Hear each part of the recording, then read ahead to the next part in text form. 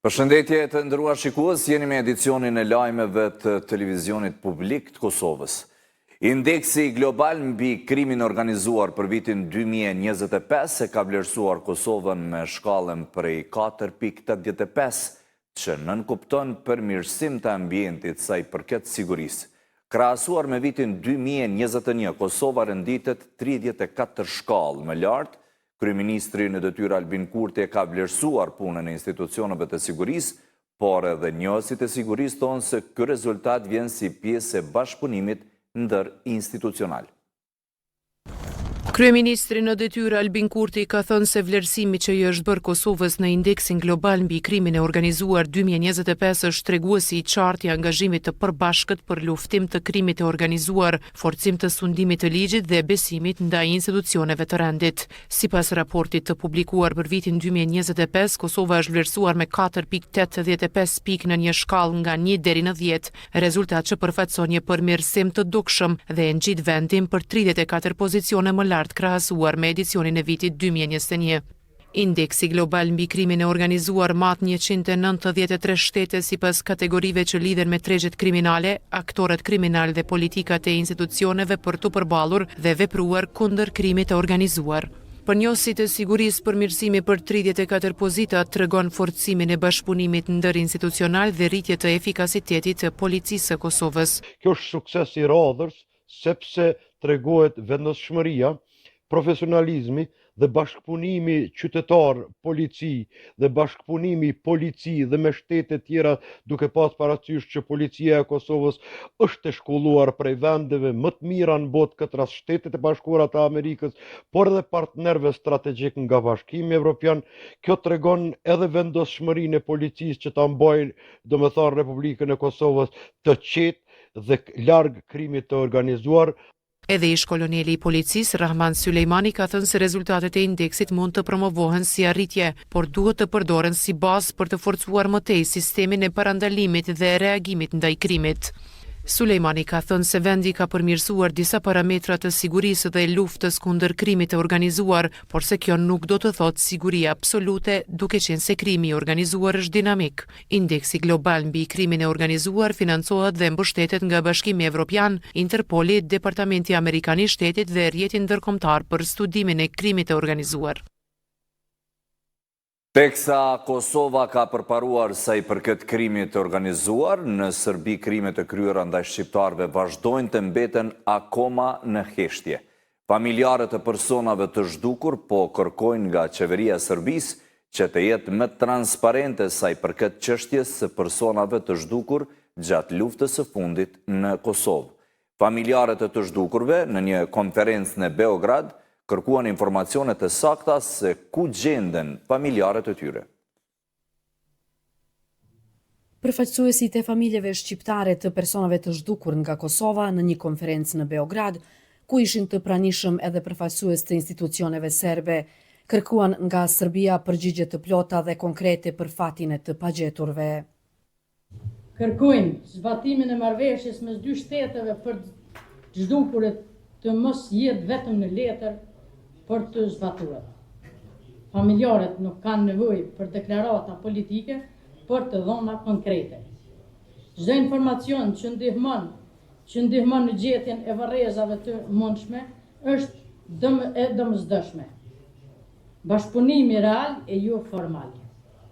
Kërkojmë nga Serbia të tregojë vullnet të sinqert, duke dorëzuar informacione të reja dhe duke lejuar ekspertët e Kosovës të marrin pjesë në çdo fazë të kërkimeve. Përfaqësues të familjeve shqiptare dhe serbe nga Kosova të ulur së bashku në një konferencë në prag të 10 dhjetorit ditës së të drejtave të njeriut, kërkuan përshpejtimin e procesit të kërkimit, përmirësimin e bashkëpunimit institucional dhe përshpejtimin e punimeve në të gjitha lokacionet e mundshme të varrezave masive. Familjet kërkojnë të vërtetën dhe ndëshkimin e përgjegjësve. Kjo është e drejta jonë. Çështja e personave të zhdukur është para së gjithash çështje humanitare dhe civilizuese e jo politike.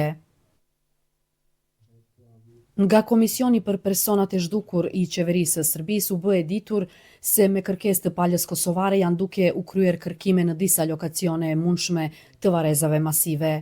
U tha se çështja është ngritur në nivelin më të lartë të dialogut në Bruksel, por procesi ka ngecur. Se jemi mbledhur sot këtu, është një ndër ditët që ne i shënojmë së bashku për t'ju bërë presion institucioneve, por edhe për të zotuar ne, si përfaqësues të institucioneve, por edhe familjarët tonë që janë me neve tërkohën, që do jemi përgjegjës edhe ne si organizatë në procesit, mirë po do shtyjmë procesin përpara, sepse nuk dëshirojmë flasim për statistika derisa të gjendët e personi fundi. Në këtë konferencë u theksua se ende kërkohen 1580 persona të zhdukur.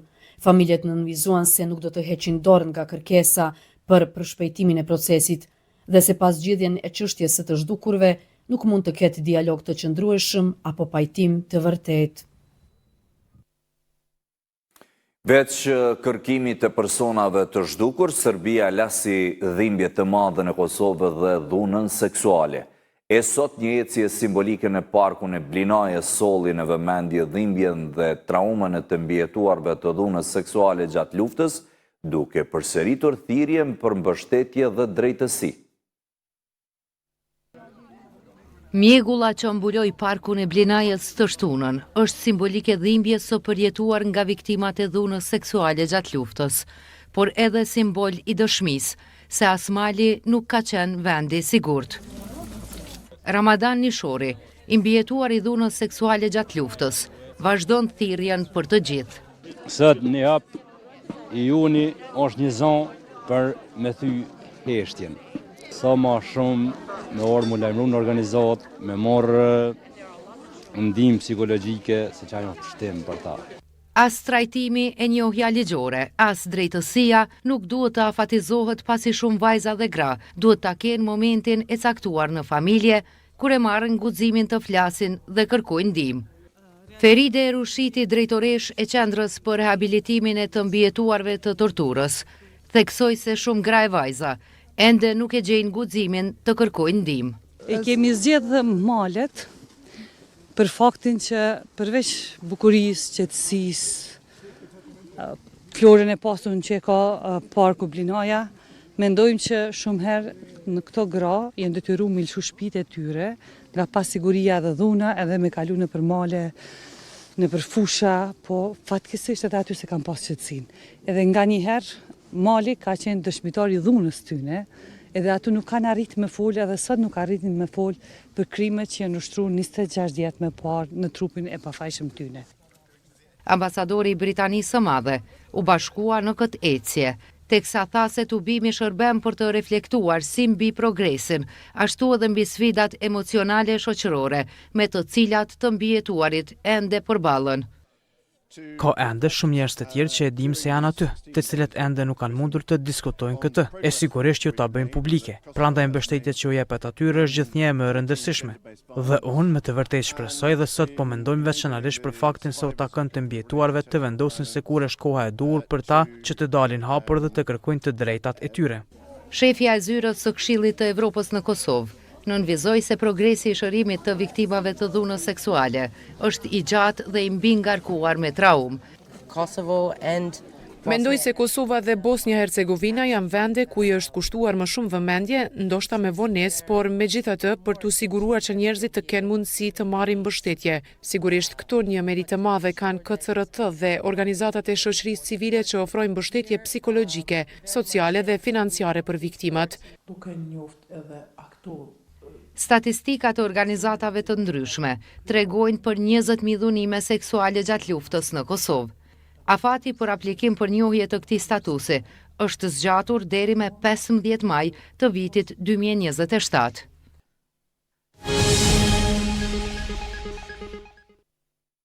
Kjo fundjavë duket mjaft e ngjeshur për Komisionin Qendror të Zgjedhjeve, pasi po afrojnë zgjedhjet e parakohshme për Kuvendin e Kosovës, të cilat do të mbahen me 28 dhjetor. Mbledhja e sotme e KQZ-s është thirrur për të vazhduar përgatitjet për procesin zgjedhor. Si në shumë mbledhje të tjera dhe kësaj herë janë shfaqur mospajtimi mes anëtarëve, gjë që detyroi kryesuesin Kreshnik Radoniqi të bëjë një pauzë gjysmë orëshe. Antarët nga radhët e subjekteve ish opozitare PDK, LDK, AK dhe nga lëvizja vetëvendosje u përplasën për mënyrën e trajtimit e votimit përmes postës për votuesit jashtë Kosovës, ndryshe KQZ ndryshoi vendimin për tërheqjen e shortit për renditjen e subjekteve politike në flet votim, i cili do të mbahet një ditë më herët se sa ishte planifikuar, pra me 7 dhjetor në ora 14. Lidhja Demokratike e Kosovës ka kërkuar hetim nga Prokuroria Speciale lidhur me importin e energjisë elektrike. Hykmete Bajrami nga LDK pretendon se dikush i ka ndihmuar kompanit private për koston e 273 milionëve për 5 vjet të importit të energjisë elektrike. Për 5 vjet të qeverisjes nga lëvizjave të vendosje janë importuar 819 milion euro energji elektrike, ndërsa në vitet 2015-2020 Kosova ka importuar 273 milion euro. Kështu thanë në një konferencë për media antarët e Lidhjes Demokratike Hykmete Bajrami e Janina Ymeri, të cilat kanë kërkuar hetim nga Prokuroria Speciale sipas tyre për atë se kush ka ndihmuar kompanit private që të lejohet e gjithë kjo kosto e transportit dhe kjo sasi e importit të energjisë. Ka pasur abuzim të rregullave të tregut. Për shembull, ka evidenca që Kesko ka ble energji nga NOA përmes kontratave bilaterale, duke e shkelur kështu rregullorën për tregtim të energjisë së kostit, e cila kërkon që energjia të blehet ose në ankande, ku është tepër transparente, ose përmes bursës së Hupexit. Por ja që kjo nuk ka ndodhur. Bajrami ka thënë se ka dyshime serioze mbi importet e energjisë dhe rolin dominues të kompanisë EFT në tregun rajonal. EFT-ja i ka fitu shumicën e ankandeve vjetore, mujore dhe ditore në bazë të dhënave të SK-s, të cilat janë publike.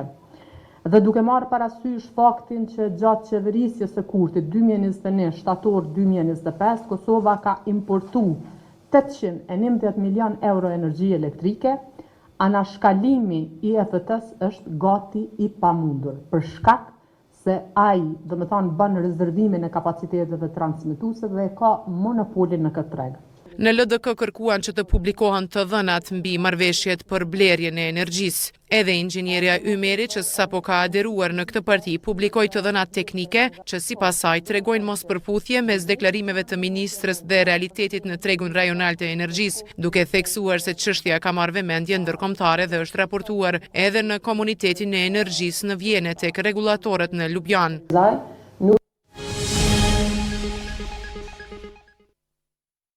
Në festivalin e këngës folklorike që mbajt në Feriza, i cili ishte me karakter garues, vendin e parë zuri Olza Hashani, të dytin Mensur Bajrami dhe të tretin Riola Hysa. Ky festival do të bëhet tradicional, than organizatorët e tij. Me qëllim të ruajtjes dhe vazhdimit të kultivimit të këngës folklorike, në Feriza i mbrëm u mbajt edicioni i parë i festivalit të këngës folklorike, ku në skenë u paraqiten 13 interpretues të përcjellur nga ansambli Kastriotët. Sipas jurisë, vendi i parë, çmimi Hivzi Fazliu, i takoi këngëtares Olza Hashani. I dyti i takoi Mersud Bajramit, kurse vendin e tretë zuri Riola Hysa.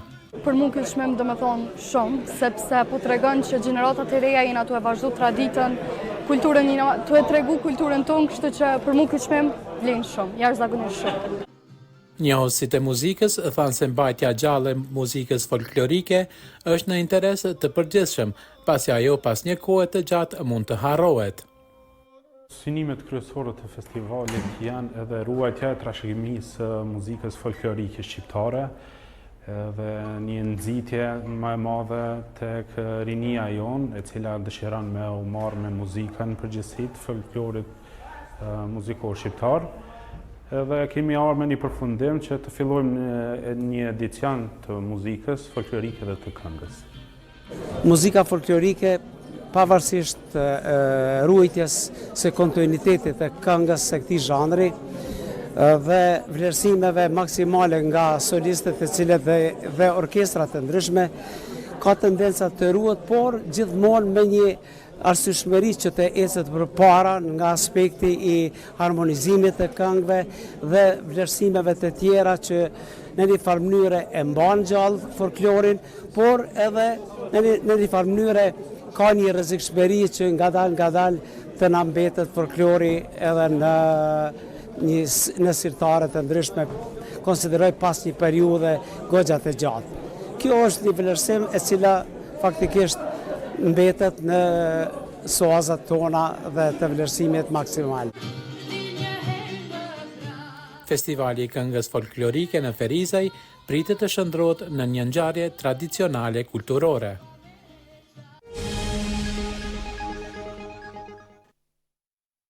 Rusia ka kryer një sulm të gjerë ajror ndaj Ukrainës, duke goditur infrastrukturën energjetike dhe hekurudhore, ndërsa në Florid vazhdojnë bisedimet mes SBA-s dhe Ukrainës. Sulmet kanë shkaktuar dëme të mëdha dhe reagime ndërkombëtare. Rusia ka ndërmarrë një sulm të madh ajror ndaj Ukrainës dhe infrastrukturës së saj në një kohë kur në Florida të SBA-s po zhvillohen bisedime mes Shteteve të Bashkuara dhe Ukrainës, të cilat tashmë po hyjnë në ditën e tretë. Autoritetet ukrainase kanë bërtëditur se Rusia gjatë natës e ka sulmuar Ukrainën me 653 dron dhe 51 raketa, shumica e të cilave janë rrëzuar para se të godasin në shënjestër.